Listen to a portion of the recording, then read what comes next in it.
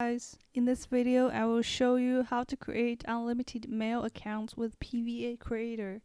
First, select mail.com and click Add button. Give a random campaign name. This is how many accounts you want to create.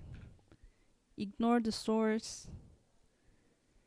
This is Proxy Manager. You can leave Proxy blank, but if you want to create mass accounts, you have to use Proxy.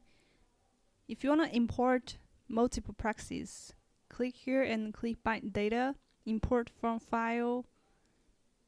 This is the format: IP, port, username and password. You can also input it manually.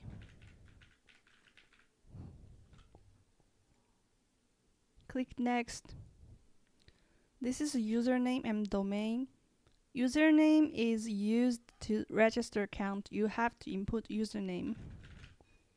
You can leave domain empty, but please don't input @ Click Next.